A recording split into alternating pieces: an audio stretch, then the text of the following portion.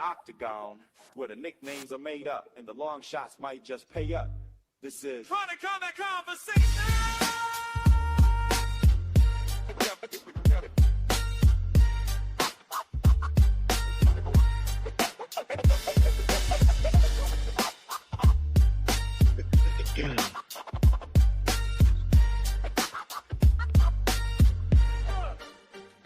You know TV's on the mic, flipping names on sight. Renames every fighter, whether wrong or right.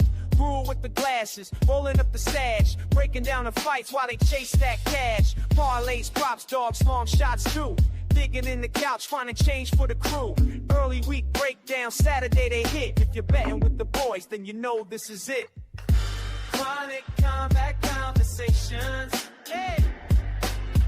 Light it up, place your bets, no hesitation. Chronic Combat Conversations. That's right. Green like the herb in the cash in rotation. Oh! Names get twisted, odds get lifted. Smoke clouds drifting while the picks keep shifting. TV spitting fire, brewers getting higher. Welcome to Chronic Combat Conversations, a live look at our best bets, picks, and predictions for every UFC event. With your hosts, TB Scouting MMA and the Guru back again. London town, baby. UFC London. We've got the battle of the undefeated featherweights. Who gets the title shot? You've got your title contender eliminator between Movsar Evloev and Lerone Murphy. Should be an absolutely fantastic fight for as long as it lasts. 5-round main event. Your co-main, Luke Riley taking on Michael Aswell. Quite interesting matchup there. We will get into this card, but before we can, we have a very, very special guest in the building. Make sure you guys go check out his website, MrSharpMMA.com. If you want his Better MMA tips, see how he's doing. JMCC516 over on Better MMA Tips. This guy is putting it out week after week, winner after winner. Our friend, McPicks, welcome back to the show, brother. How are you? Doing great, man. Thank you for the intro. Always down to talk some fights, so appreciate you guys having me back again. Oh, yeah. Back again. This is a great card. We've got a main event where, I mean, how frequent is it that you get a title fight or anything like that, or even a great fight between two contenders where both guys are undefeated? I'm fairly certain. Like I remember I forget which fight it was, but there was a fight that they were marketing as like the battle of the undefeateds. I'm pretty sure this undefeated streak between the two is longer than that fight was. Especially in the UFC. I mean, these guys have been in the UFC forever, you know? Yeah. If everyone wins this fight, I mean, how can they deny him again a title shot? It's so true. I was texting TB earlier in the week, and we're like, what if we told you, because we were there live when Diego Lopez made short notice versus Movsar Evloev. We're like, what if we told you right before that fight started that this guy was going to lose to Movsar and get not one, but 2 title shots before Movsar, and Movsar would still be undefeated? We would have told you you're smoking dust. The guy was plus 600 to Movsar. We never would have believed you, but it's true. It happened. That's pretty good. Also, the streets are asking. Oh, wow. It's been a minute since he's given us our 3 or 4 leg method parlay. That's a good point. I do post them. I got a free Telegram. I do post them in that. But you know what? This week, I'll post one on Twitter. Wow. Just like that. Right? You ask and you shall receive. That's the Chronic Combat Conglomerate special there. That's a beautiful thing. Listen, you guys can join today too. It costs you, it's free 99. We're live every Thursday, exactly 8 o'clock Eastern. We're never a second late. We're never behind even a little bit. We're definitely always on time. And we've always got the best bets, the best guests, always free picks, and the best community, the Chronic Combat Conglomerate. But you can be a part today, too. It costs you absolutely nothing. Just like and subscribe. However, if you're like our boy John Newquist, if you're like our boy Make the Bookies Pay, you're going to sponsor the gentleman. You're going to be donating to the boys, helping us instead of just going to grandma's couch and taking the cushions out and digging around for the spare change. you would send a donation to the boys. But listen, it's not required. What is required is you throw a like and subscribe. I know it costs you nothing, but I will find out where you are if you don't do it and you're watching this video. It's not a threat. It's a promise. Yeah. Okay, Cody, what's going on? Appreciate you, man. So yeah, do the right thing. We're moving on. Let's have some fun. Oh, Movi. We've got Movsvar Evloev minus 250 versus the Miracle, Lerone Murphy, plus 205. Oh, man, I'm excited. This is going to be an absolute banger of a fight, as we kind of alluded to. And, both guys have a clear direction that, if the fight's hanging out here, they're probably going to look successful. If Movsvar is getting his takedowns going and controlling on the mat, damn, he's probably going to be cruising on to a nice decision. If Lerone is stuffing the takedowns, sticking and moving on the feet, he's probably going to be pretty happy if this fight's taking place from distance for 25 minutes. So the question is, who imposes their will on the other? We've got two undefeated fighters, guys that have been making waves on their way up, but this is the first main event 5-round fight for Evloev, whereas Murphy is making his third appearance in a 5-rounder. This is also the home soil in London, Lerone Murphy. And Evloev was apparently having some type of visa or whatever issues. It's cleared up. He's fine. He'll be there. He also looks like he is in the best of shape for this fight, just absolutely harvesting all of the veggies and minerals that he possibly can to get ready for this one. Don't tell God, because he raided the Garden of Eden. Yeah. He raided that shit. Both of these guys, man. Did you see? Yeah. Oh, that's who I was talking about. Yeah. Oh, okay. I think. Yeah. I mean, both of them though. Lerone looked like he was. Lerone always unreal. Yeah, without a doubt. So you know what? Honestly, that's honestly a segue to me, right to my handicap of this fight. These guys are roided the fuck out. These guys have right. They've never been finished. Right. They've never lost. They're undefeated. So I don't think that either one of these guys is getting a finish. It's just that we have a large sample size of them in the UFC. They just aren't finishers. It's just, I don't care what happened with Lerone Murphy in his last fight. I mean, that was absolute batshit. And the truth is that Aaron Pico is somebody with absolutely zero defense. And, when he dies, he dies like that. When he loses, he likes to lose epically. So he proved that to be true. To me, there's 3 things guaranteed in this world: death, taxes, Movsvar by decision. Right? I mean, he's not finishing Lerone. He's going to dominate him. I'm not the big caveat, the big question is Movsvar's cardio. And to me, I feel like it's a little overstated.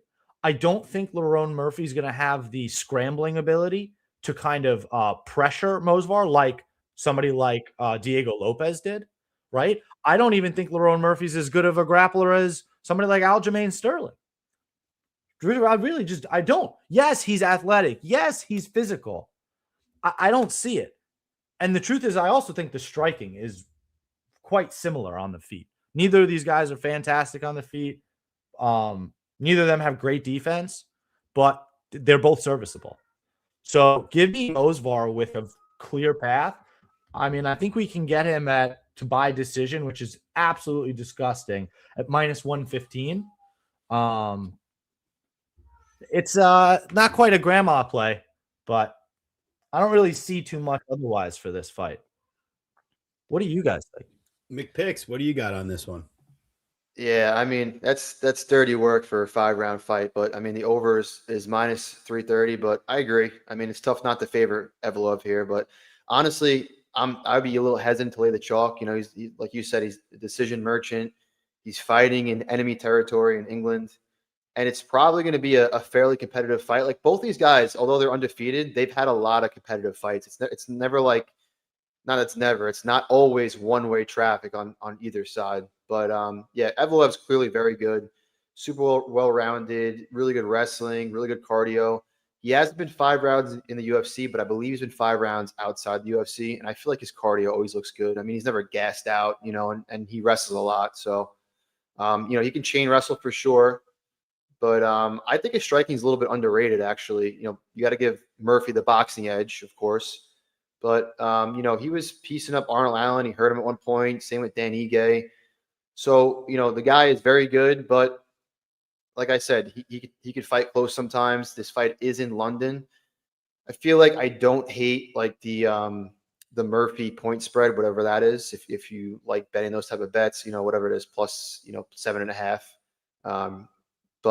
Yeah, I think Evloev wins this one. I actually don't hate the takedown ladder for Evloev too. I feel like he's gonna land like, especially if it goes all 5 rounds, he'll probably land at least 5, 6 takedowns because he doesn't have the best control. He has good wrestling, not the best control, and Murphy does a good job getting back up to his feet. So, but yeah, I agree. Evloev by decision.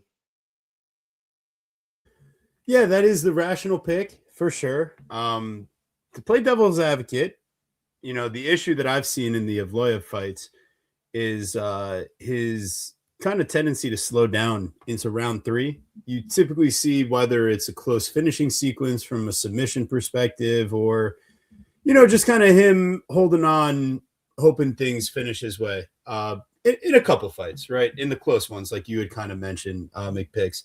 So I think that's where the danger comes in is I feel like Murphy has shown in the past facing, high-level takedown guys where, yeah, he might get stuck there for a little bit, but as the fight goes on, he'll kind of download the data, find his spots, and he's going to be the better distance striker here.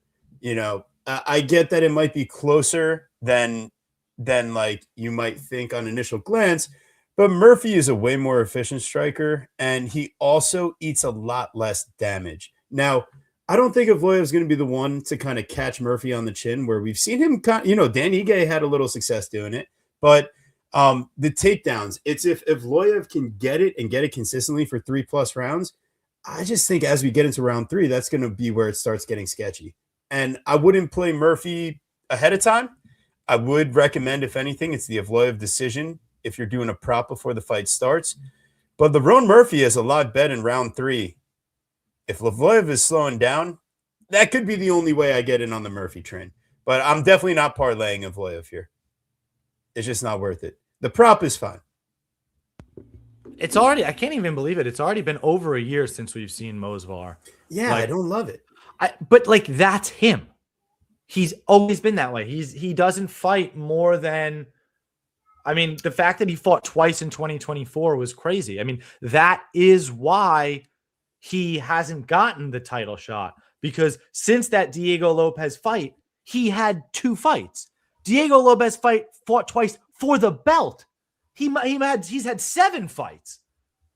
That's his real problem.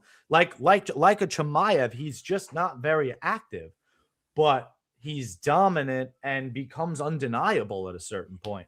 And if he wins here in dominant fashion, which his style really projects him out to, he's going to be undeniable. And he's a bad matchup for Volkanovski. I'll tell you that. Yeah, no, definitely. It's a tough fight. Either guy is definitely a tough fight, but yeah, Movi, talk about horsepower. Yeah. Horses don't stop. They keep going. That would be a great fight, though, him versus Volk. I feel like actually it's not a bad matchup for Volk at this stage in his career just because the guy doesn't have a ton of power. Evloev doesn't have a ton of power. You think that, like, the guys that'll plague Volk at this point are the heavy hitters, So Volk, that would be an interesting matchup to see Volk really get tested in the wrestling again. Yeah, no, that would be super interesting. I'm curious, what the cardio looks like there too against a bowling ball. Like literally the guy is very difficult to hold down. Yep. All right, we've got the next one. It's Cool Hand Luke, the Skywalker Riley versus the Texas Kid. You might as well. It's Michael Aswell Jr. Minus 198 on the Riley side, plus 164 for the Texas Kid. Yeah, this fight, it comes down to a few things for me. One, no one's shooting a takedown here. Like, let's be realistic. This fight's going to be on the feet. The second aspect of it, Luke Riley, does he have more variety to his striking than just 1-2s? The answer is yes. Okay, I like him significantly in this fight then. Because Aswell is going to come forward. He's going to, it's like Skater Boy. You know, and it's good. He throws great precision. He throws great volume. The 1-2 looks fantastic, but that's what he's got. It's a 1-2. Sometimes it's an overhand. Sometimes it's a straight punch, but it's a 1-2. He's not throwing to the body. He's not throwing leg kicks. Like, he might throw a couple, right? Like, don't be like that, okay? But realistically, you're going to look at the end of the fight. It's going to be like 88% head strikes, and Aswell is going to have thrown all arm punches. And Luke Riley is going to be throwing calf kicks. He's going to throw body kicks. He's going to throw head kicks. He's going to throw punches. He's going to use in and out movement. He's going to use evasive tactics to create space. Is he also going to get into stupid wars and throw down? Well, yeah, well, he does that. Well, that's too. the real question. You told me what he was going to use. My real question is he going to use head movement? Is he going to use striking defense? Because TB, what if I told you that Luke Riley, to me, needs a 1-2 finish? I have no idea what his cardio looks like, and I have no idea what that fancy-pantsy output is going to look like.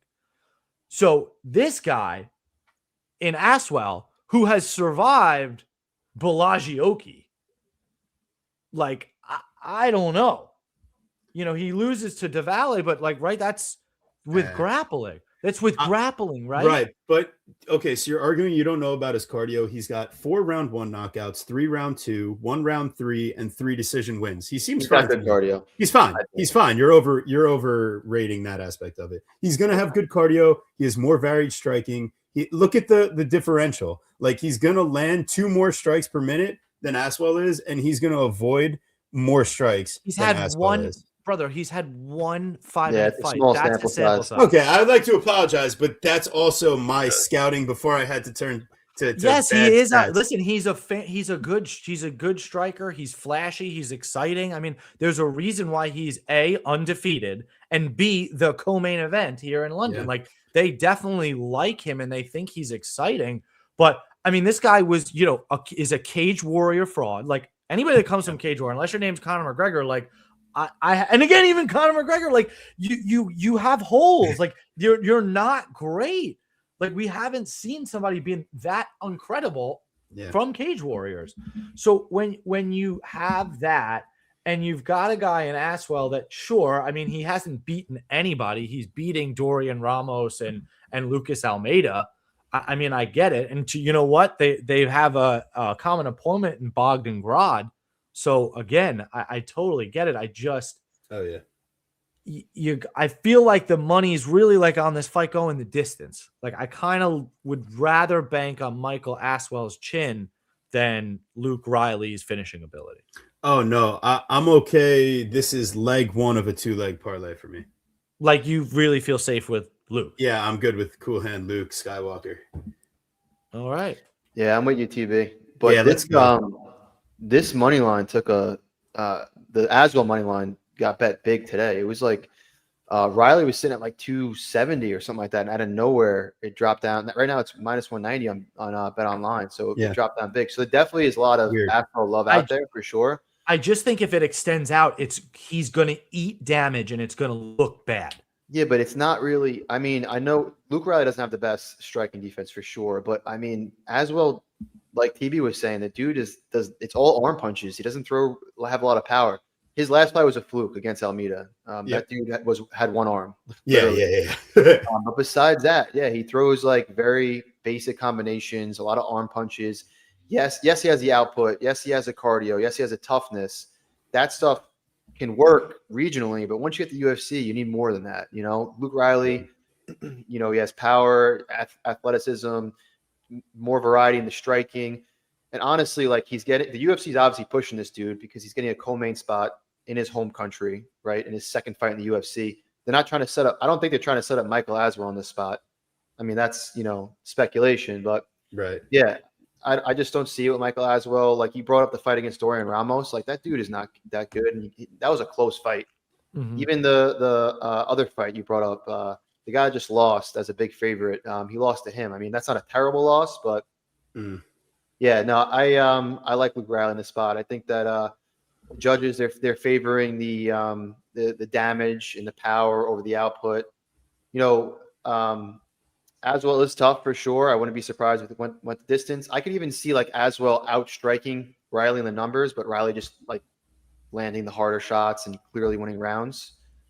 So yeah, I think it goes over. I think Riley kind of just clearly wins this, either 30-27, 29-28, unanimous. Minus 124 fight goes the distance over on FanDuel.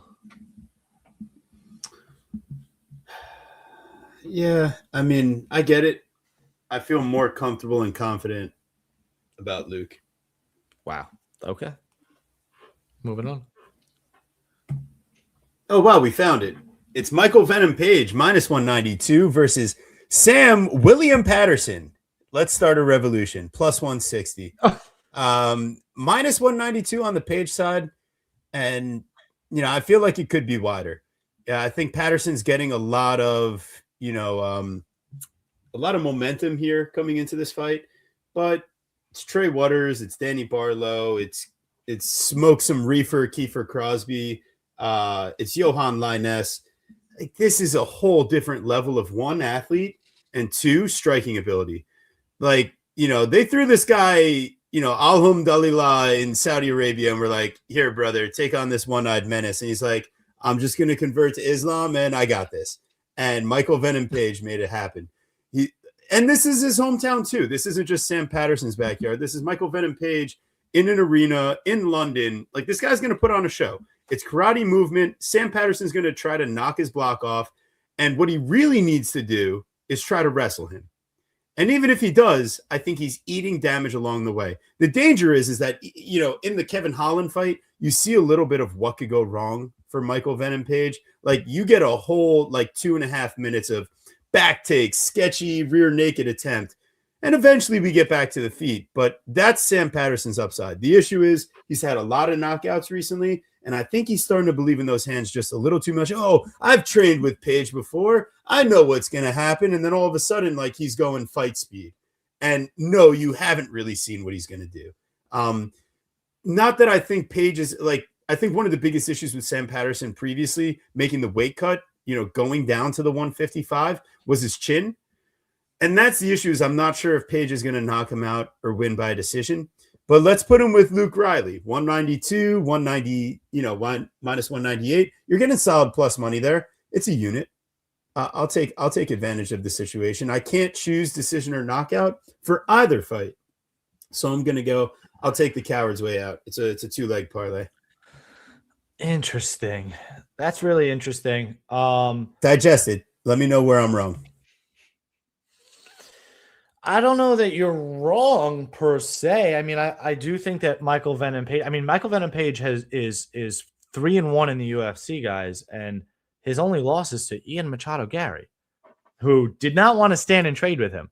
He wanted to grapple. So to that point, Sam Patterson does need to grapple, and I know he's good at submissions. I just don't know how good he is at wrestling or chain wrestling or top control. It's not even about is he good at it. Is he going to attempt the takedown?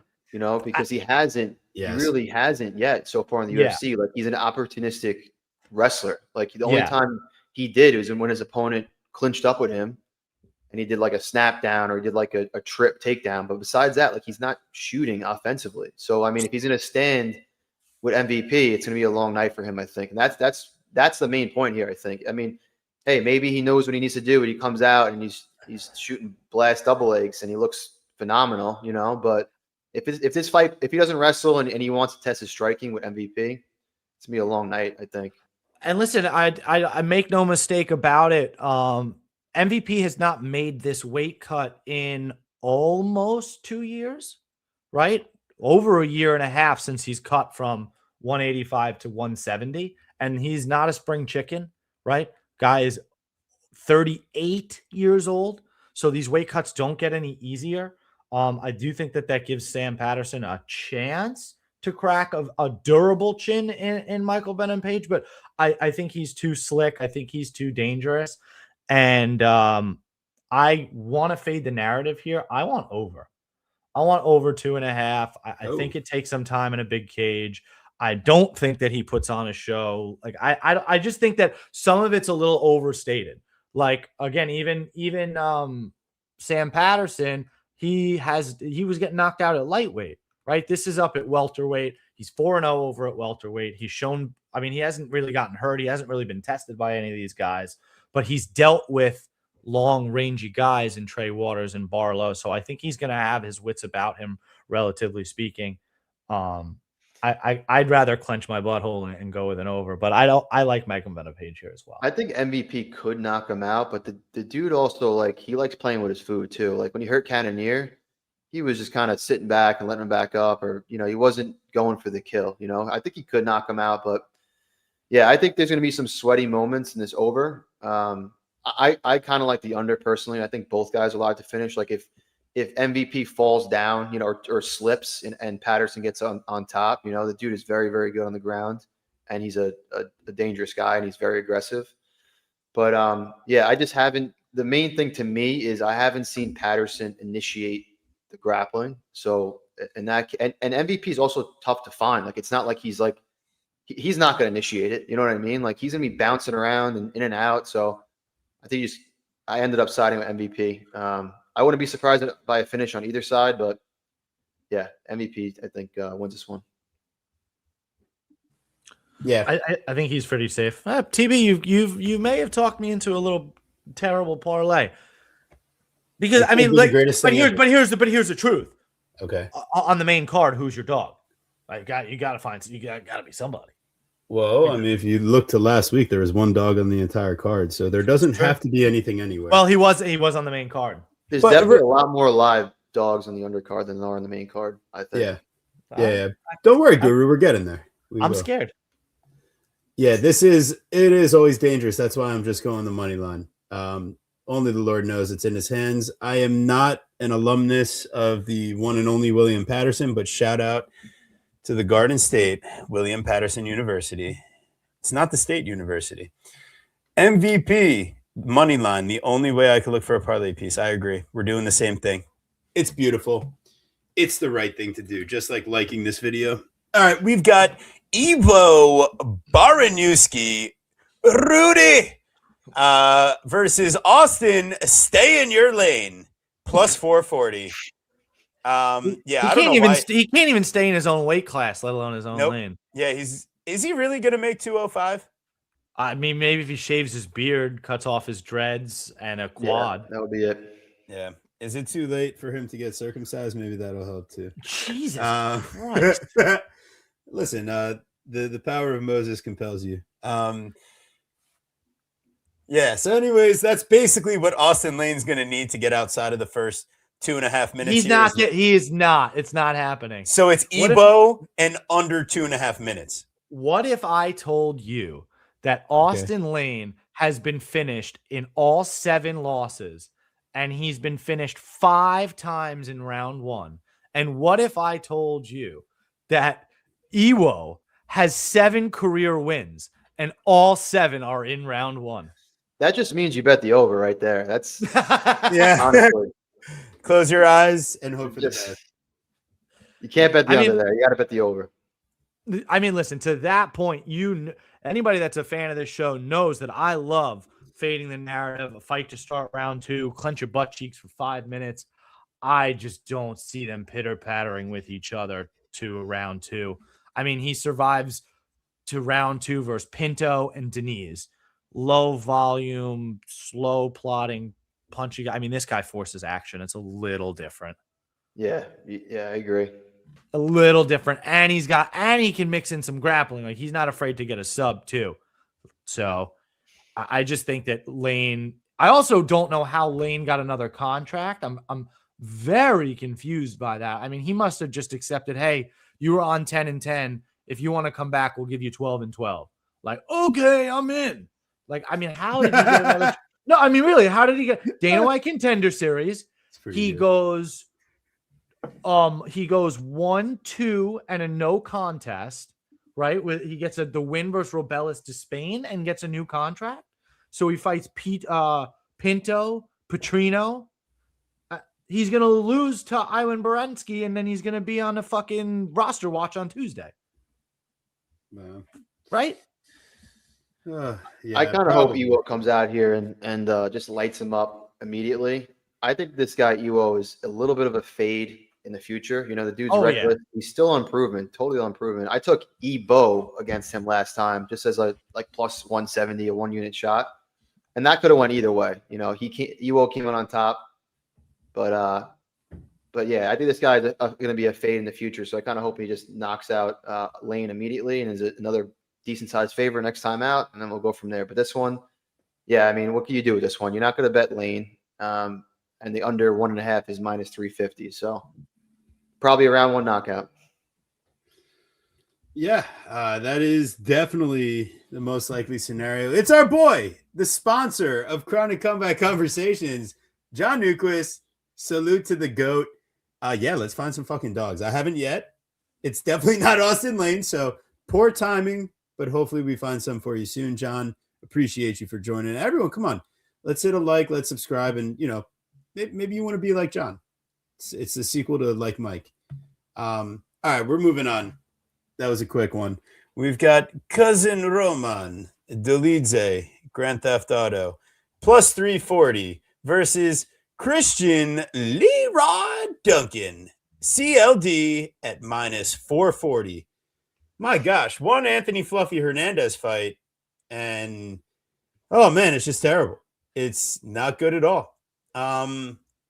Yeah, I mean, the question is, what Roman are we seeing come out here after getting absolutely rinsed on the mats? Because in this fight, he doesn't have to face the wrestling. It's going to be the striking barrage. He's going to be way slower. He's going to be fighting in a large cage.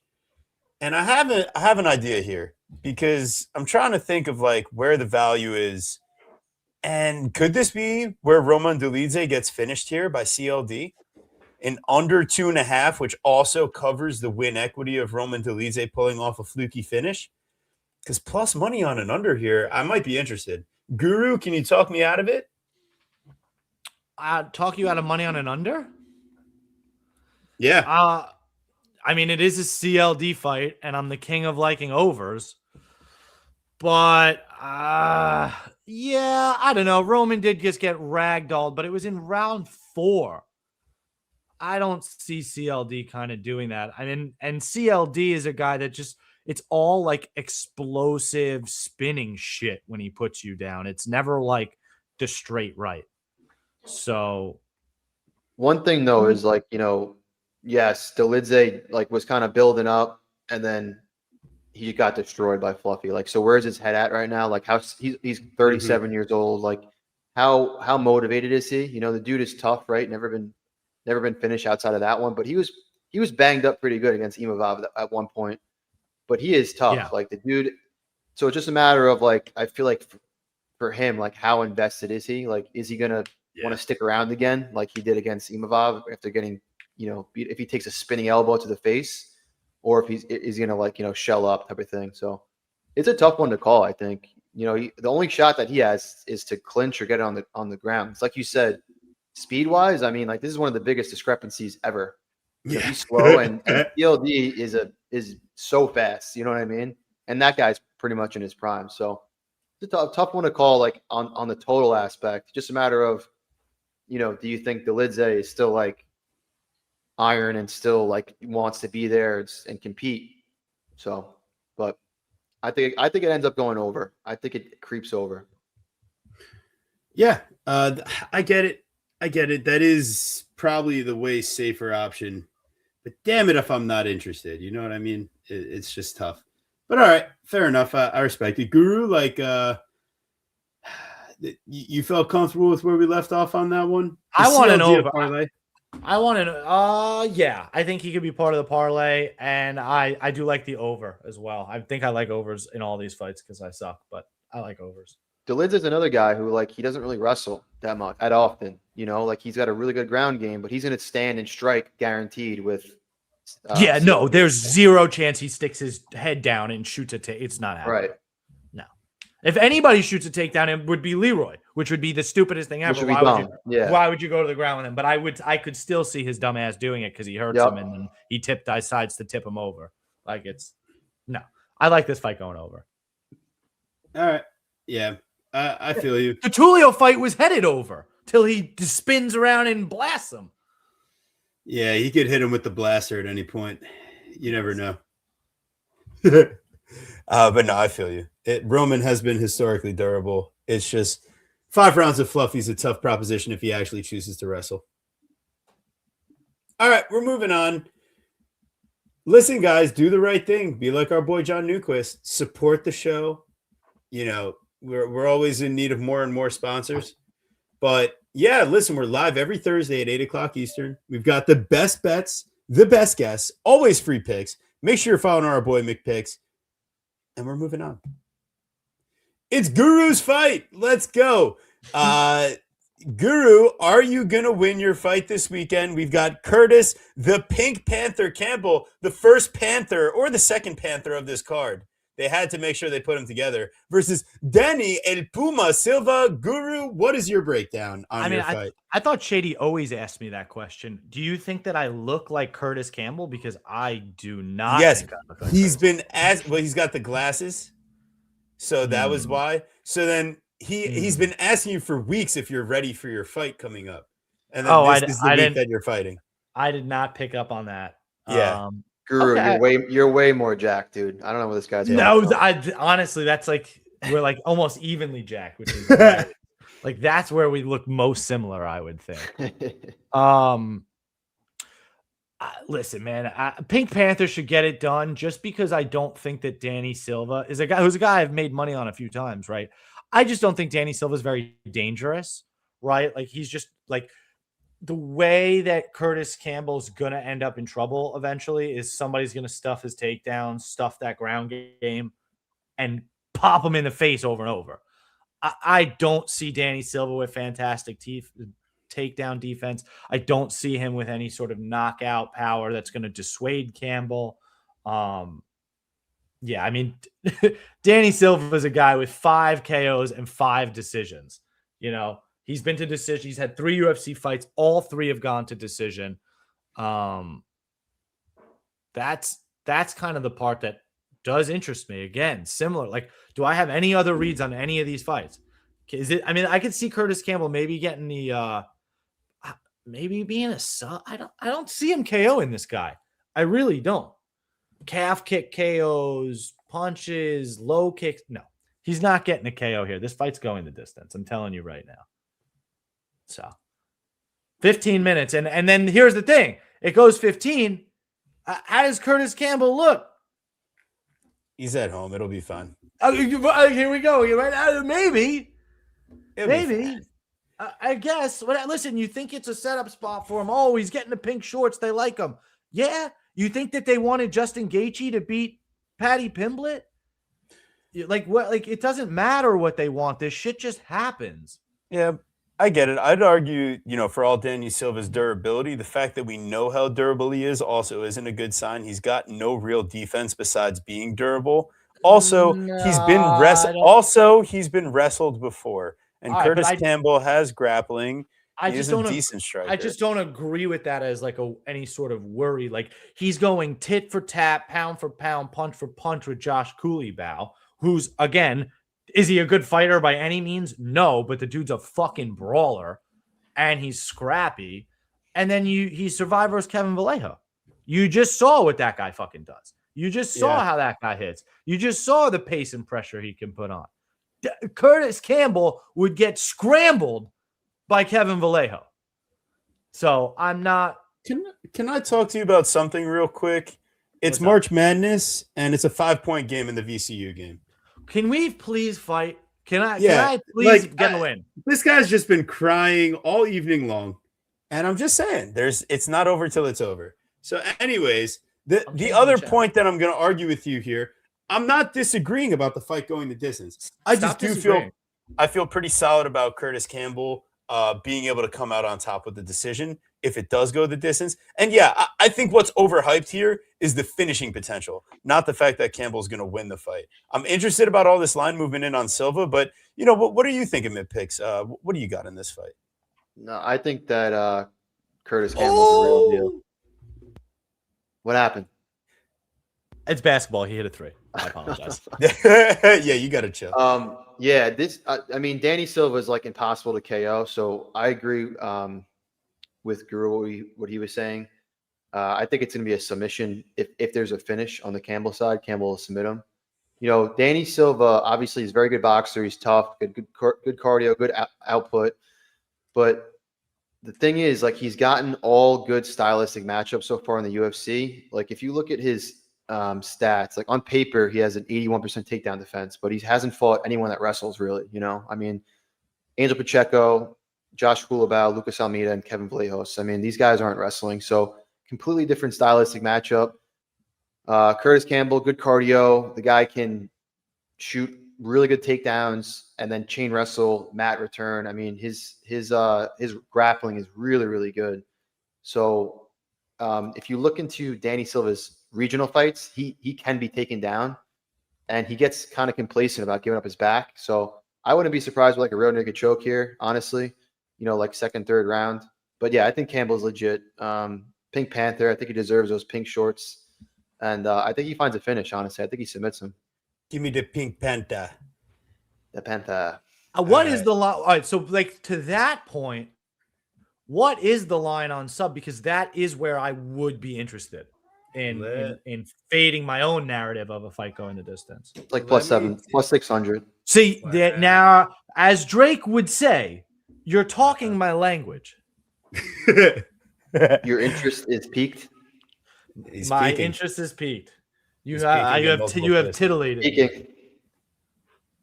Titillation. All right, beautiful. Yeah, Campbell, Guru, they're going for a W.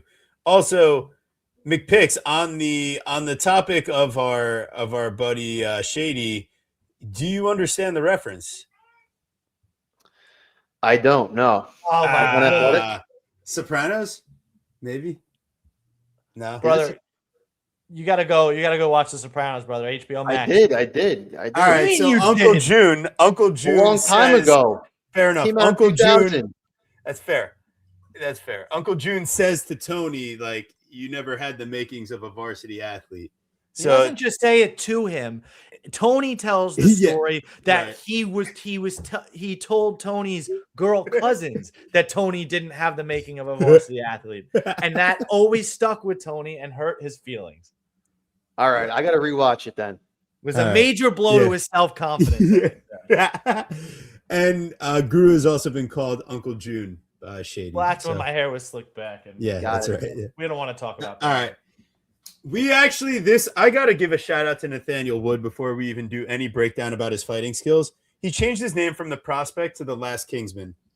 Bravo, Nathaniel, because I was about to take your nickname away from you if it was still there, but you did the right thing. That's actually pretty electric. And then we went from the Pink Panther to the Black Panther. Lacine Keita, -245 versus The Last Kingsman, +200. McPicks, what do you got in this fight? I think the line's getting out of control, but I do think Keita should be the favorite. I mean, he's a really exciting prospect. The UFC obviously likes him. Athletic, fast hands, explosive, durable, good cardio. But, I mean, he's taking on a serious UFC veteran in Nathaniel Wood, who's a tough out for anyone, right? He's also very well-rounded. And I think that Wood, the main thing here for him is he's very, very tight with his technique and his counters. And although Keita is very fast, he can get a little wild at times, throws a little loopy, and he can be countered. I've seen him counter before. But Keita, I mean, this Keita guy is dropping down from 155, and Wood is not recently, but coming up from 135, right? So Keita's going to be the bigger dude, more fresher, more durable, probably has more power.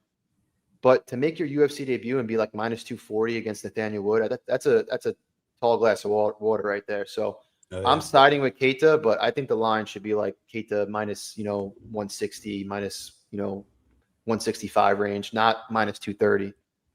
So I'm curious to see how he looks. I mean, the guy's going to make weight too. He missed weight last time out. Yep. He's at a show he can make featherweight, and he could be a real problem in this division. But yeah, I mean, Wood, he's shown some durability issues. He got knocked out by Dotson way back in the day, but even in his losses, it's always the dude is always competitive, always close decisions. He's never been blown out one time outside of the knockout loss against Dotson way back when. So he's a tough ass for anyone, but I think the guy Keita is the real deal. He passes the eye test for sure. So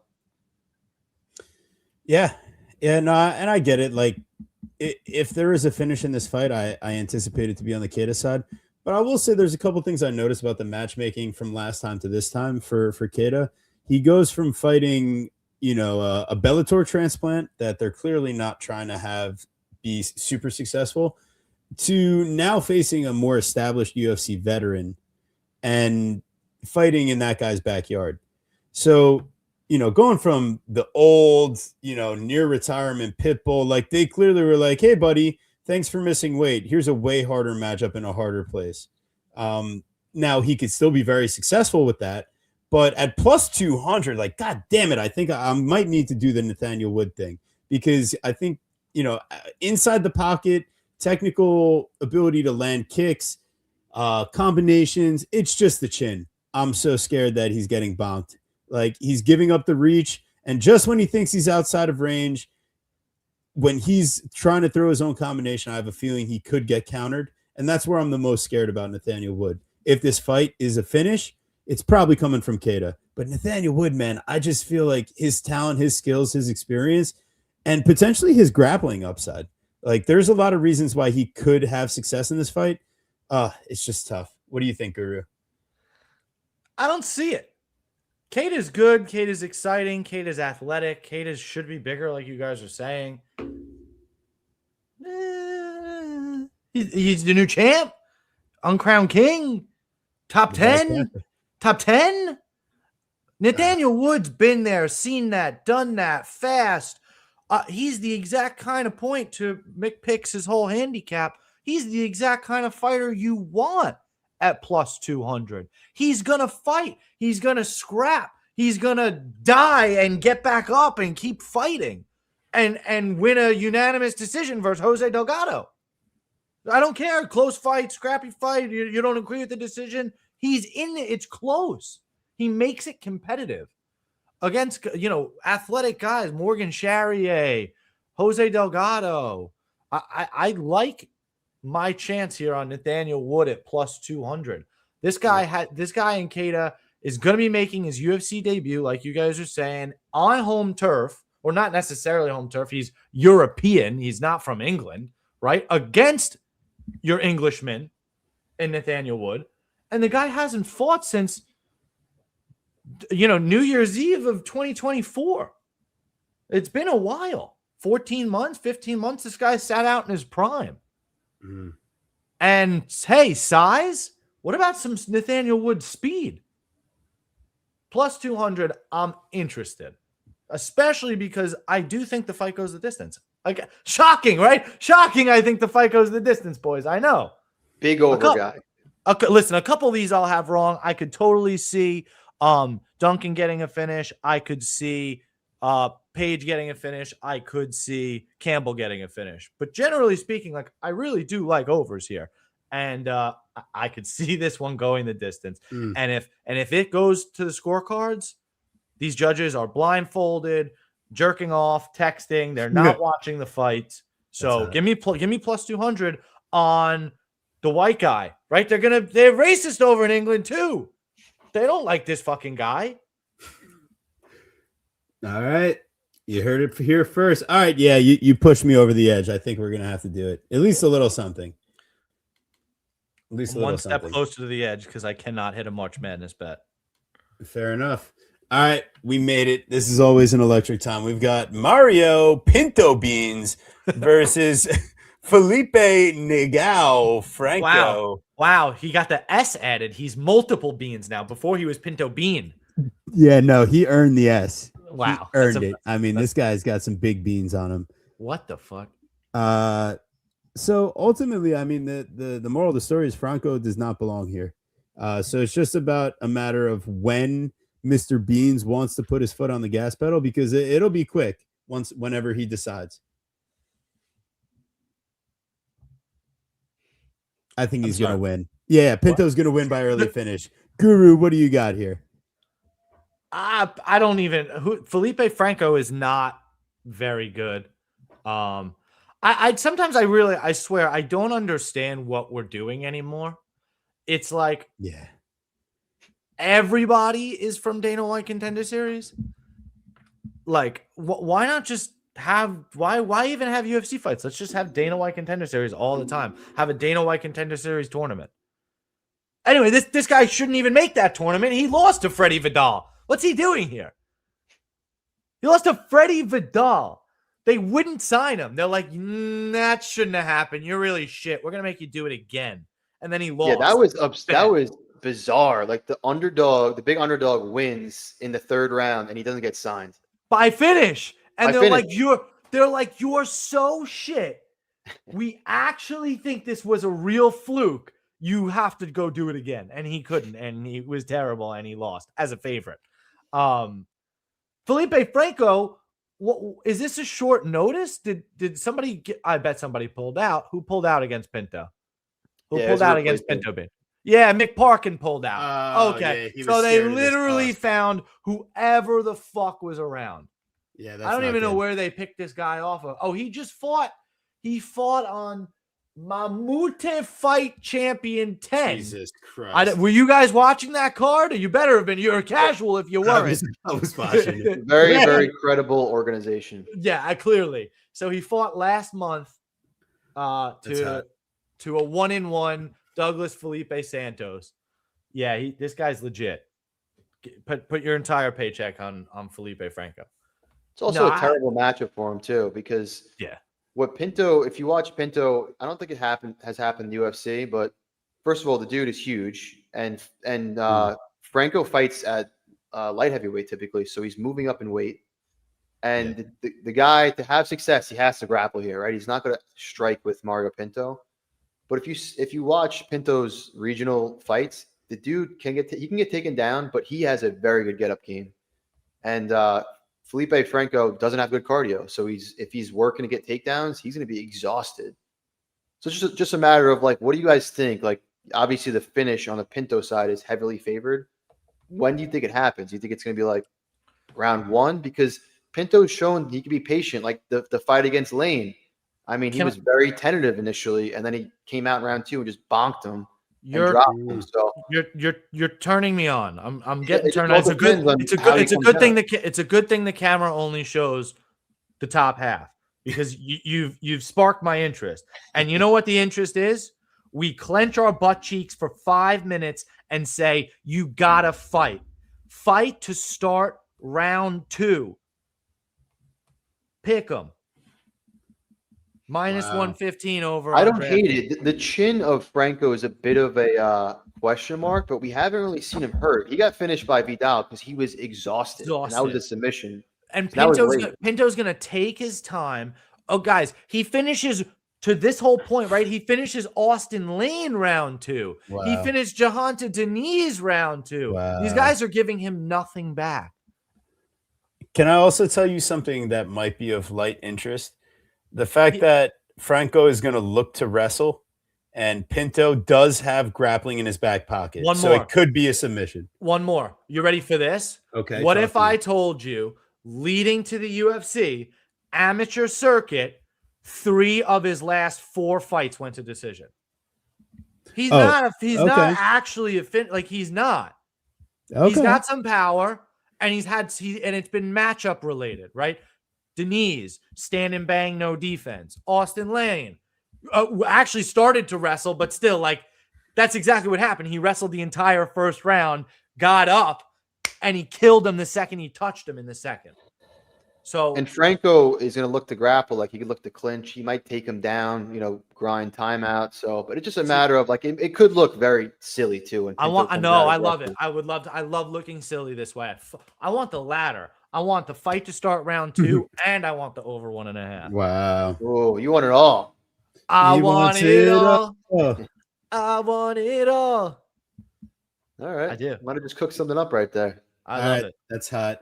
It's all about the beans. And he's not done. I'm not done. And you go to grandma's couch cushion for a little round 2 Pinto bean. Talk to me. Okay. I was looking at the round 2, round 3 Pinto props. But I don't know. I got a little gun shy, but you guys are reinvigorating it, I think. We love nothing more than talking people into bets. Wow. Overtime in the VCU Oh my God, game. I can't even fucking believe it. That's incredible. All right. We're moving on. Guru, I ask you pay attention. This might be my best work ever. I mean, they gave him a wide open 3 and he just bricked it. We've got Praying Mantis Condravicius, the Praying Mantis versus Antonio Malvado Tricoli. Please make sure you eat your Tricoli on your plate. Make sure you finish your troccoli. Your troccoli. Make sure you finish it. You better eat your vegetables. We were looking for Mr. Dern. Mr. Dern. No longer. No, they're back. They've been back. Really? I thought she had her emotional support dog for these purposes. Anywho, well, we've got -800, and I think it's going to be Praying Mantis style. He's literally just going to eat his head. Did we skip a fight? I think it might be slightly. Don't worry, they're all coming. I don't know what happened here. We're lucky that I got all the lines and all the pictures and all the stats in today. I'll put it that way. So the order was not considered by the time I completed it at 7:57. The Praying Mantis -800. Wow. I don't want to play the money line. It's not giving you anything. But what's interesting here is that Tricoli is just let you choke me out these days. He doesn't want to take the damage anymore, but he will let you submit the fuck out of him. So I'm a little bit interested. Like, we've got 6 knockouts, but 2 subs on Montes' career. Like, we're talking +330 on the sub versus a -225 knockout. Tricoli's been asking to get submitted. So if you wanted to get cute, that could be one cute thing. I really think that's been more matchup dependent, dude. Trayshawn Gore with his patented standing guillotine. Yeah. We actually just call that the Trayshawn Gore now. The Papa Gore. And he also gets choked out by Mansour Abdulmalik, who that's not normal. That is not normal at all. That guy doesn't hit hard. No, he throws fights by trying to get over 1.5s. Correct. So instead of getting a knockout, he chose submission that time. What if Mantis does the same? I'm just saying, I'm taking a -800 and I'm trying to get it to +330 for you. Yeah, I'm okay with a grandma's couch cushion. Yeah, that's it. That's it. This is dumb. I just don't know too much about Mantis other than he came into Dana White Contender Series and obliterated a guy that was like half his size. Yeah. Fair enough. I don't know. What did you see anything interesting here, McPicks, like on the tape? No, nothing. I got nothing here. I mean, what are you gonna do with this one? I agree. Mantis. I mean, I feel like Mantis is not like a -800 type of fighter, though. Like, no, who the fuck is this guy? Volatile. So I mean, this is a pass. But then Tricoli is a poker player now. I mean, look at his Instagram. He's just littered with poker photos. He might just come here, collect a check, and just use it as the next buy-in at the next poker tournament. So it's probably a round 1 knockout for Mantis. But I mean, what is the knockout prop for Mantis? It's probably like -225. It sucks. Yeah, you can't touch it. I mean, I feel like you just can't touch this fight. I don't think. I like the sub. I think you take a chance on a sub. Okay. The Guru's talking languages. Just like a grandma's couch cushion, nobody will even notice the $5 missing. Wow. Grandma's McPicks doesn't get out of bed for $5, but McPicks doesn't get out of bed for $50. But we understand. Yeah, we're talking to grandma. All right, we're moving on. We've got. Oh God, it gets worse. Wait a minute. Did you miss the fight? No, it's coming. Okay. I'm like 90% sure what you're thinking about is coming up. We've got the Vanilla Gorilla at +205 versus the Balkan Bear -250. It's more interesting. Like once the line's actually somewhat close at -250 for the Balkan Bear. Is it because Louis from England? Is that the handicap? Because I feel like we're about to watch another destruction here. Like if you put a bear and a gorilla in an octagon, the bear would probably tear it to shreds given the claws, the size discrepancy. Do you think the gorilla would win or the bear? I think that's a better matchup than Pericic versus Sutherland. I think the gorilla is too smart and is going to climb away. That's my thought. But maybe they would fight. If they had to fight, Well, I'm telling you, if you got a fight, it was an Should I ask obvious- ChatGPT? We talking grizzly bear, black bear? I mean, a Balkan bear. type A of bear. Balkan bear. What is a Balkan bear? Or is it just because Probably some sort of brown bear. All right, I'm gonna do that research. Is there anything that anyone has on this fight? Because I think it's round one knockout. No, we're fully invested in the National Geographic version of this fight. It looks like a brown bear, and it's pretty big. Yeah. The king of Central Balkan. Yeah, It's like a these fucking guys are huge big. grizzly bear. Yeah. Yeah, but brown. Yeah. He's I knew what I was talking about. Like the ones you That's see sick. catching salmon out of some Arctic stream. That's that's in the Balkans. that's pretty hardcore. Yeah, I'm going with the Balkan bear. The vanilla, and it's a vanilla gorilla. So you're talking about albinism. He's probably got some type of messed up stuff with his genetics. Yeah, we're definitely going with the Balkan bear. Is he a parlay piece? He's a parlay piece. What is Louis Sutherland? What is he doing here? How did he get here? He's British and he's in the UFC somehow. I don't know how he's in the UFC though. He was signed to. He was just signed to fight Tafa. Was that when Tafa needed somebody short notice and then he pulled out anyway? Yeah, he was. He was supposed to fight Tafa. Yep. And then they were like, "All right, like sorry, but now you have to get your leg ripped off by Walter Walker." Yep. Correct. Like they're like, "Oh, we signed you on short notice, but you can keep the contract and we'll use you next month instead." Okay. All right. Yeah, this guy's not real. Whereas, yeah, Louis beat up drunks. That's pretty good. Whereas Brandon Petrovic, like they Whoa, decided, Brando Pericic. Come on. Brando Pericic. We didn't practice this one. Pericic. Yeah. I mean, they didn't sign the Parakeet to Dana White Contender Series. They just brought him straight up on the card against Elisha Ellison, who's not a real UFC fighter at all. Like they just literally made a Dana White Contender Series fight at the Ulberg Reyes card in Australia. Like they're like, "Oh, we don't even need to fly you guys over here. We'll save the money. We'll just do a Dana White Contender Series fight on the card." Yeah, I think Petrovic. I don't even care. I think the bear gets it done. What's his name? What a Pericic. Brando Pericic. Pericic. Let's go, Brandon. Like, all right. What about you, McPicks? What do you got here? Pericic. I'm Team Gorilla here. I think Louis Sutherland gets the upset. To be honest. Really? Wow, he's bringing the vanilla gorilla.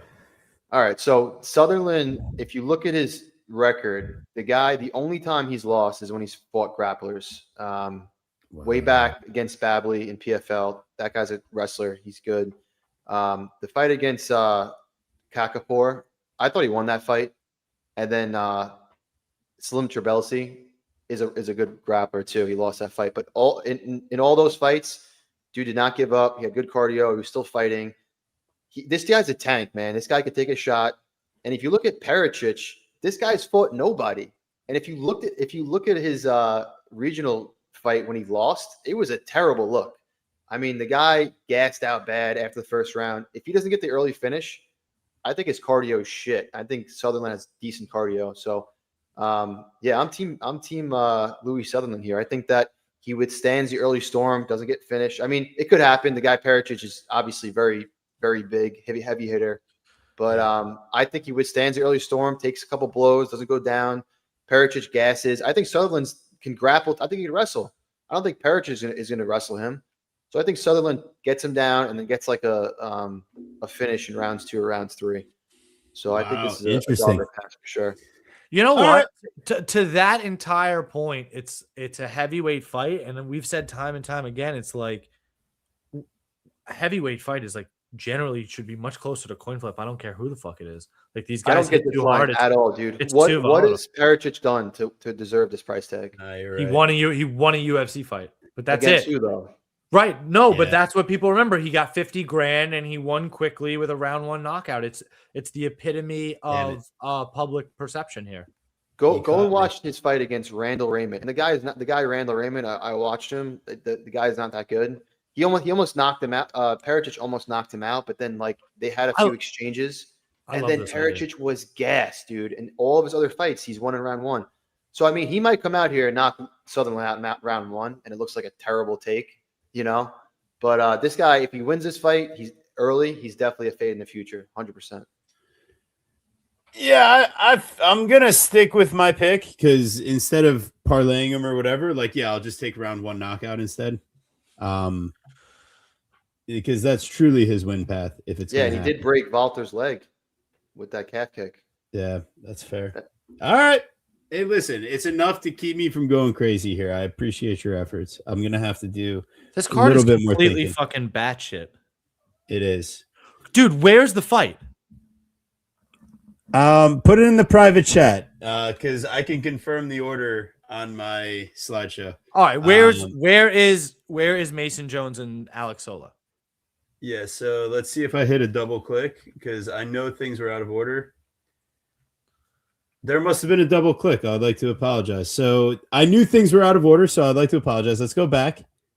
There it is. It was a double click. Listen, I'm sorry. You could skip Chanel Dyer fight. You can't skip this fight. No. I agree. I thought that I had just like not moved things around. You know what, TV? You've upset hit me a double so click. much. You've upset me so much. Wow. Unbelievable. I'm all alone. There's nobody here beside me. We've got Mason Jones minus 135 versus Axel Rose Sola plus 114. Guru, I want to know what you think. So if you want to come back, you can have some fun. If not, I'll tell the people. I'm thinking, it's tough here because Mason Jones, he's a tough guy, very hard to get out of there. But I think he's also a bit of a punching bag, and I think his wrestling is a bit overstated. So Sola here, what I'm hoping for, a little bit better, cleaner kickboxing, able to use his range and maintain it, and, stick and move or land some damaging shots, open up Mason Jones, immense amounts of scar tissue, and win the fight either by knockout or decision. But, I could also see people wanting to be on the Mason Jones side. He's a bit more of a dog. He's going to get in the pocket. He'll try to wrestle offensively. I just think he's going to run into a bit of a difficult time in that regard. So I think Sola is going to be a bit better defensively all around, and that's what's going to carry him to victory. He's also a big fucking dude. He looks in great shape. So, McPicks, what are you thinking on this fight? Yeah, it's a great fight. I think these guys are kind of similar in a way. They both are durable, good cardio. But yeah, I like Sola here. If you can, Mason Jones can be beat if you can outskill him. Like he's like the dude that's a tank. He's a nutritional fighter. He's going to keep on walking forward in your face, throwing output. But if you can outskill him, and I think Sola can, he has a he throws a lot of fast straight shots. Then you can beat him. Like kind of like what Ludwig Klein did. Totally dog walked Mason Jones. Jones, like that type of style, like that's going to work in Cage Warriors. It's not really going to work in the UFC. Well, it has worked in the UFC. But it depends against who. I don't think it's going to work against Sola. Sola has been hurt. I've seen him hurt, but he has really good recoverability. Like you said, TB, if you look at his Instagram, the dude is in ridiculously good shape, probably on some sort of steroids. Oh, yeah. So I just think he's going to land the cleaner strikes here. Mason Jones typically likes to leverage his cardio. He can't do that here. Sola has really good cardio. So I think Sola just kind of lands the harder shots and wins the decision. Guru? Oh, you're muted. Oh, boy. He's asleep. You know what it was? I double muted myself. I was literally just saying I love having you on, McPicks, because, your breakdown is fantastic. And what I love the most about what you said is that Mason Jones tries to weaponize his cardio, right? Like that's his brute force, his durability, and his cardio, right? He's going to outlast you. And I just don't see that here versus Axel. And this guy has horsepower as well. And he's probably more technical. So give me the dog shot. Yeah. I think the guy's solid. Mason Jones, like in his return to the UFC, who's he beaten? Jeremy Stevens off the couch. My boy, Bare Knuckles. Awesome. I love that they gave him another fight. I really do. And then Bellagioki, who's all athleticism and horsepower, but no skill and no fight IQ. So, yeah. I like Axel Soul here. So to me, Mason Jones is the type of guy you want to play as a dog. Because he's scrappy, because he'll fight, because he'll make it close. And I don't want to play him here. He's running with the devil. Axl Rose. We'll agree. Running with the devil. All right, so let's keep sliding back to where we were. I would like to apologize. All right, we've got Shaq, the one and only Shamrock, minus 105 versus the Pride of Palestine, Abdul Karim Al-Sawadi, minus 115. Yeah, I mean, this fight, very interesting. McPicks, what do you got going on here? I think there's a lot, like outside of the fighter attributes, like the circumstances surrounding this fight definitely favor Shamrock. First of all, he's the home fighter, right? He's getting all the local support, and he's a bit of a star there. The other thing to mention is that Al-Sawadi is training during Ramadan. And if you don't know the rules around that, basically you can't drink or eat in daylight. So he can't drink water either. So he's training without eating or drinking, which obviously that can build like mental fortitude, but that's got to be tough on your body. And the other thing to mention is hasn't fought in 2 years. He's pulled out due to a combination of fights falling out and injuries. So that's not a good thing. Talking about their skills, Al-Sawadi, good cardio, good movement, definitely the better striker here, but the dude has no chin. I mean, he's been knocked out 4 times, and when he gets touched, he gets hurt and hurt pretty bad. So who knows how that's going to look here. Shamrock, more of a grappler, but I like his kicks. His striking's coming along, but he's aggressive. He's dangerous. I like his striking up close. At distance, it's not that good. But I could see him getting Al-Sawadi kind of like caught up by cage side and like landing a big blow and knocking him down. And if he hits the mat, Shamrock has the advantage there too. So I'm team Shem on this one, another underdog. Like I mentioned, the circumstances heavily favor him. And I actually think he's going to knock him out. I think he knocks out Al-Sawadi in his home country. Wow. I love it.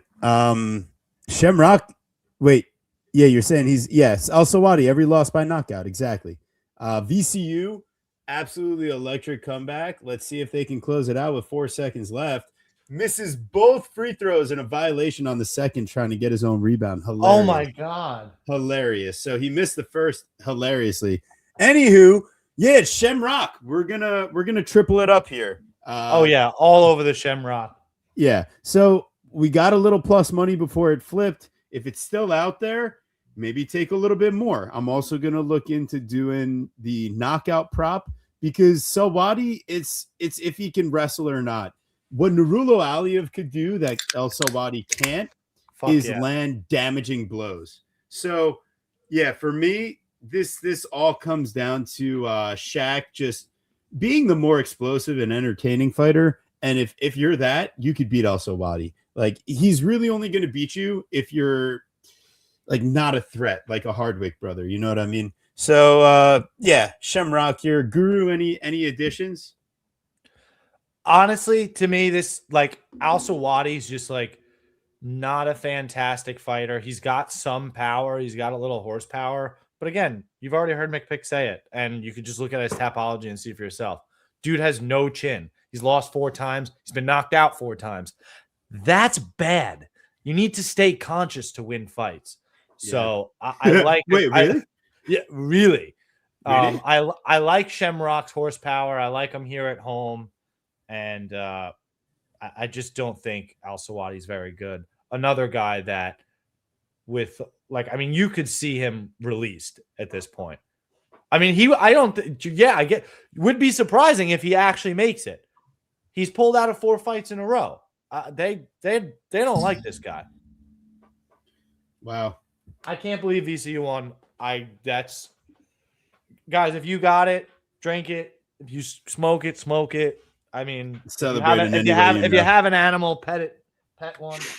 Whatever you need to do. Just celebrate. What we're not going to do is a full breakdown of Chanel Dyer, the nightmare, because this is a nightmare of a matchup. Minus 485 versus Canuti, Ravena Oliveira, plus 370. It's disgusting. It's dogger pass, but I gotta pass. It's half a lotion fight.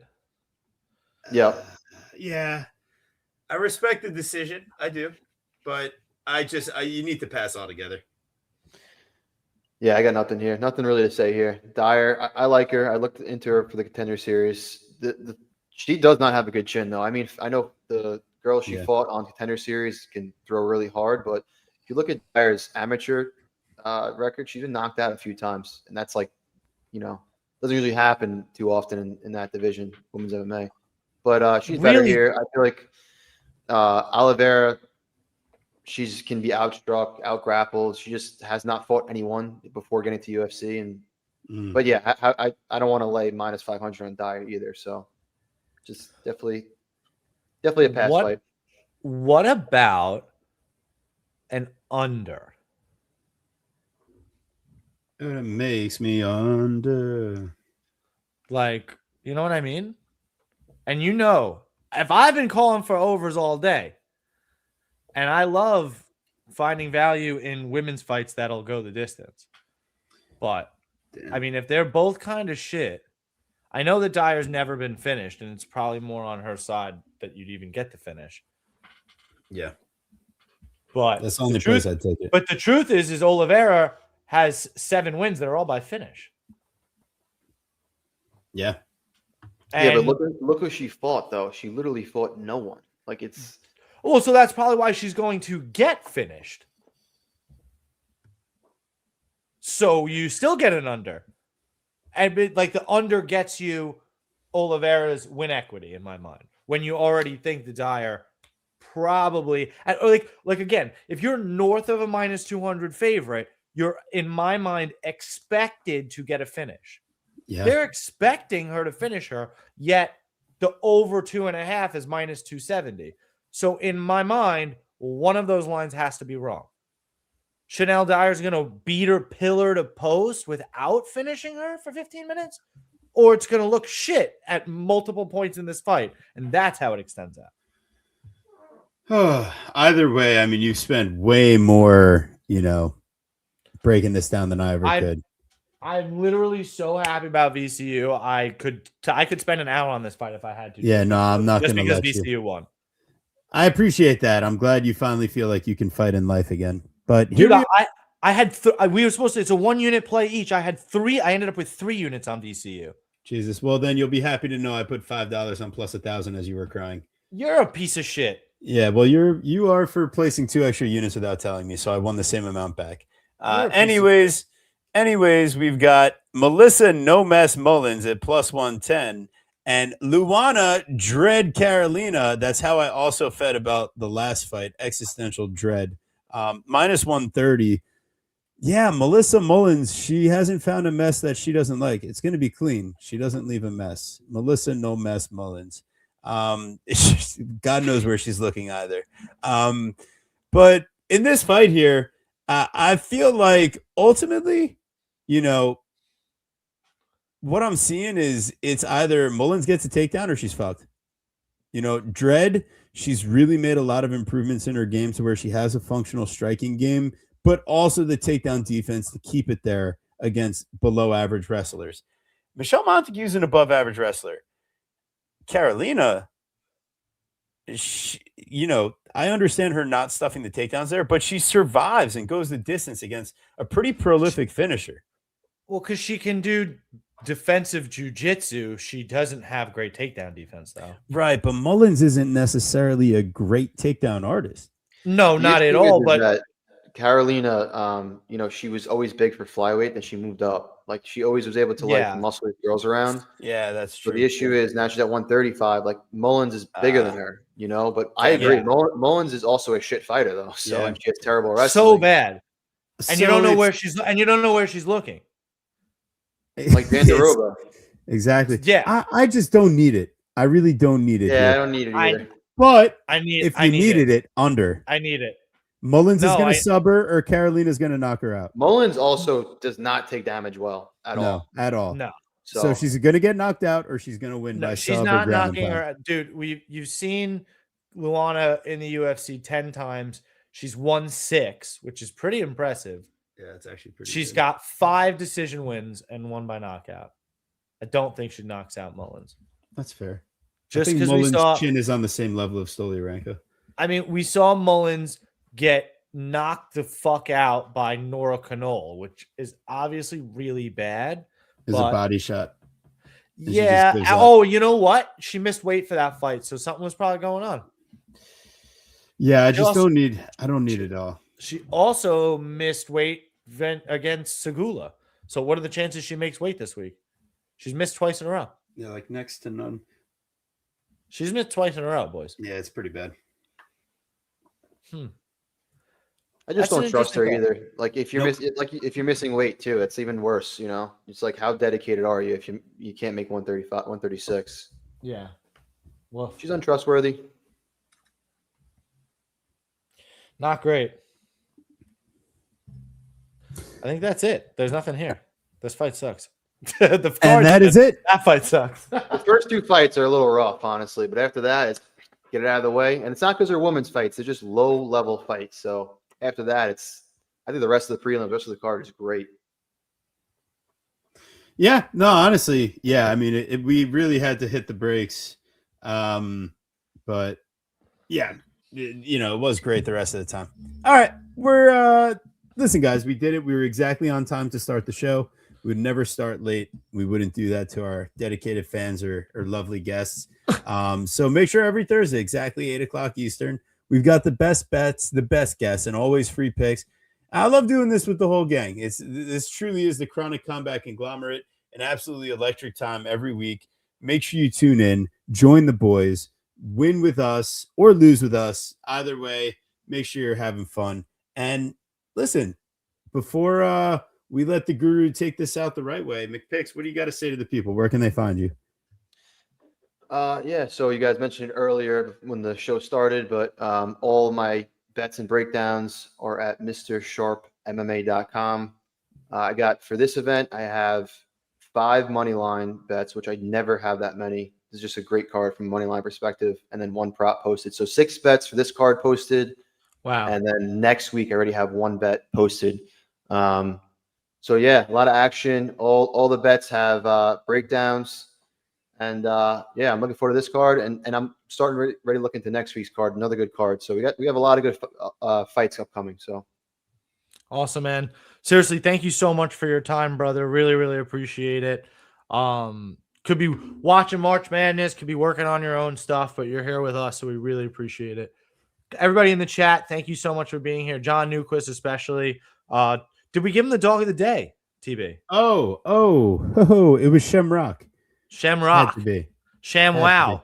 ShamWow. ShamWow. All right. There it is. Make sure you're following McPicks. I mean, really, really sharp guy and a nice guy.